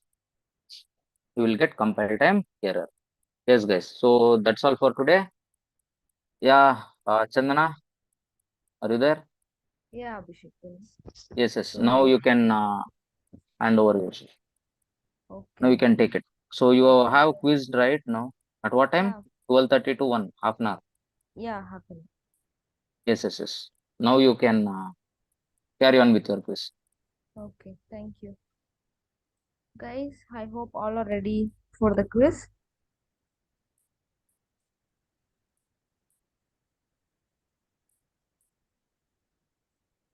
So I'm sharing the link. Start your quiz.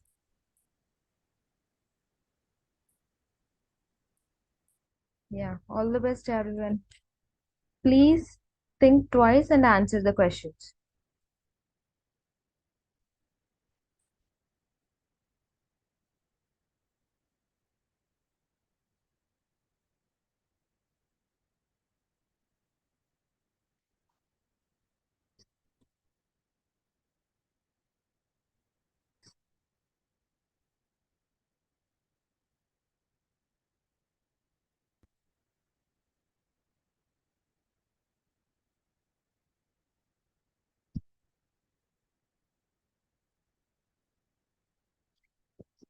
Okay, it will be the time. So 2 minutes more. Guys, please submit before 1 o'clock. Okay, I will share the attendance link. Mark your attendance. Meanwhile, I will prepare my top 10. After that, we'll wind up the session.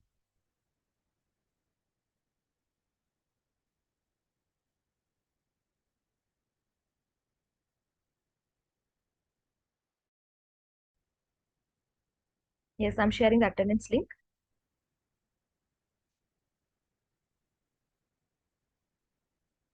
Please mark your attendance. I will come with top 10. Ma'am, January 22nd, we are having exam, ma'am, in the evening 6:30 to 7:45. How to attend, ma'am? Okay, like you are telling about CRT program or EDL program?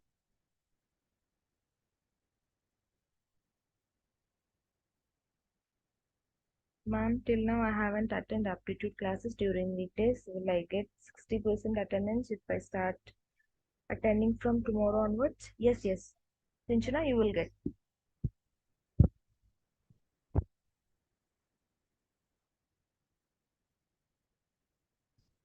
If you miss all the classes last week also, it's okay. From tomorrow onwards, make sure please follow the classes.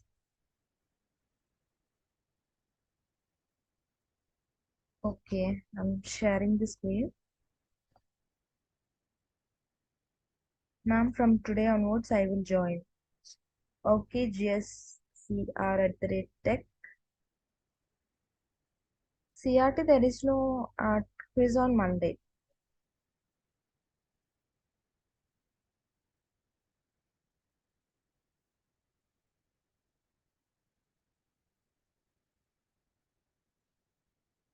I hope you can able to see my screen. So this is our top 10. Congratulations. So most of the people got 40 out of 40, but I took who submitted early, their names on. Okay. Remaining all the persons, no need to worry. You just learn. Okay, from next sessions on that quiz, you will also get top.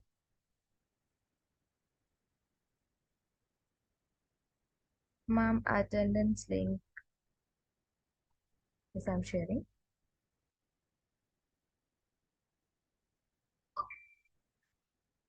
Ma'am, there is no placement for degree final year students. No, Kavya. Ma'am, in this course, is there JavaScript classes? Yes, Manikant. I think so. About that, Abhishek will inform you. Okay.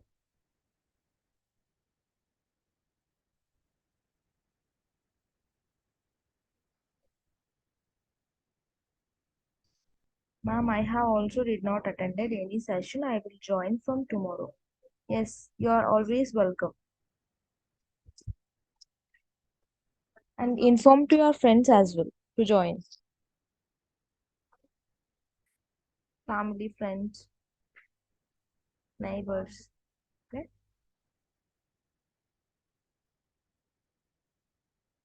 Ma'am, I having doubt on how to write test. Which test you are telling about, Lohita?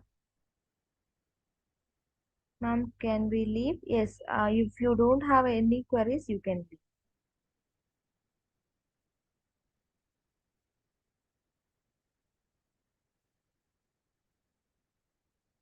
Ma'am, my query is that only top listed students are considering placement, ma'am.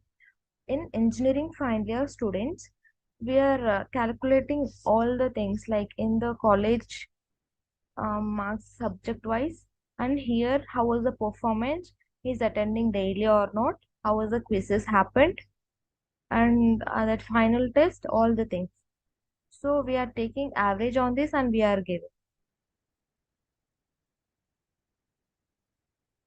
Ma'am, is this certificate useful for MCA? Yes, it will give weightage to your resume.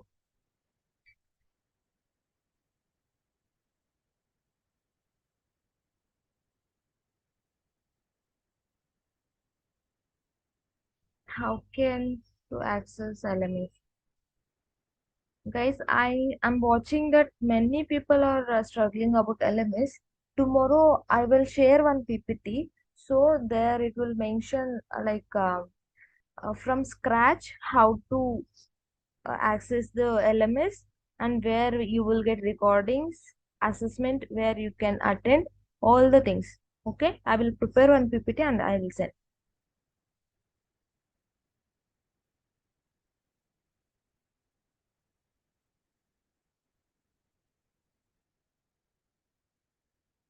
Ma'am, what's the timing of for Monday?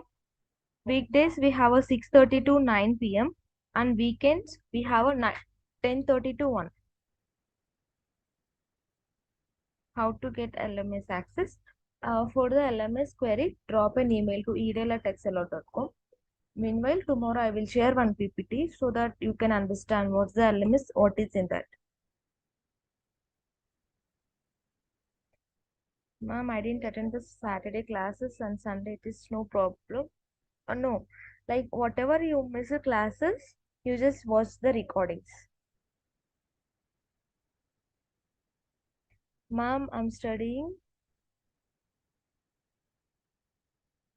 Ma'am, I'm studying degree final year. After completion of my degree, I want to join data science course in XLR solutions for payment. After the completion of course, is there placement or for degrees, ma'am? For degree, ma'am. Oh, yeah, we are giving for that. For the paid courses in XLR, we are providing placement assistance for everyone. But this is a full free of cost CRT skill up final years, so that we are considering only engineering final year students. Can you provide certificate? Yes, Dharmista. Youth, sorry, Nazir Basha, how can I get LMS map? Just drop an email to edel@excel.com. And meanwhile, tomorrow I will share one PPT. So based on that, you will get an idea of that. So guys, so we are late in 10 minutes. So we'll wind up the session for today. Ma'am, certificate कब आएगा? Let's finish this program. After that, you will get.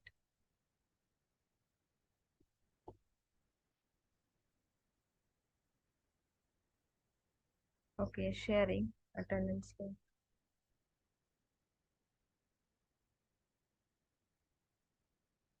Ma'am, is XLR quantitative aptitude logical reasoning sessions sufficient for getting good marks in MCA set, ma'am? MCA set exam. Yes. See, if you learn from here all the things like quantitative aptitude, verbal ability, so you are practicing those tests here. The timing, within this time you have to answer the questions. This is also is useful to you. It will also practice. It will also give practice to you. And for the competitive exams, it is mandatory. Like these topics are like routine in that competitive exams, and this UPSC, SSC, all the central and state government exams. Outside they are taking paid courses, for this, but XLR is giving free courses. Please utilize this platform. For everybody, this certificate is useful.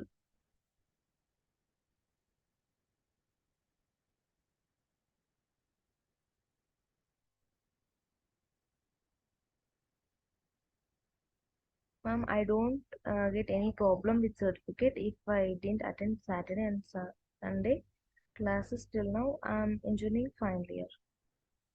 I didn't get your question, Ashravani. So you didn't attended or you attended? So Saturday, Sunday you didn't attend the classes, weekdays you attended. So you're asking about certificate. Is this marks is considered to certificate? Yes. Yeah, if you miss 1 or 2 days in a week, it's okay.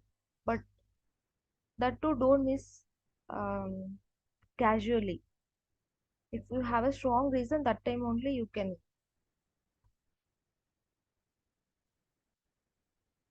Is there any reason behind for giving free courses to all of us? Yes. We are trying to make a brand build-up. Okay, we are giving students skills. The only thing is brand build-up.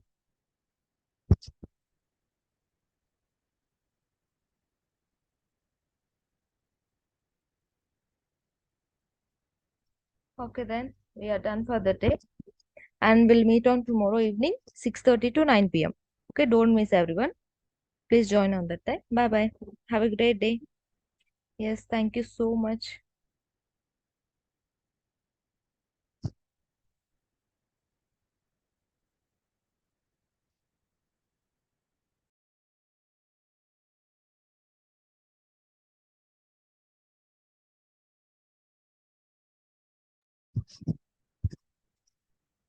So you are so genuine, ma'am. Nice to have you. Yes, I'm also happy to meet these many people in the Zoom and YouTube. Okay, bye bye.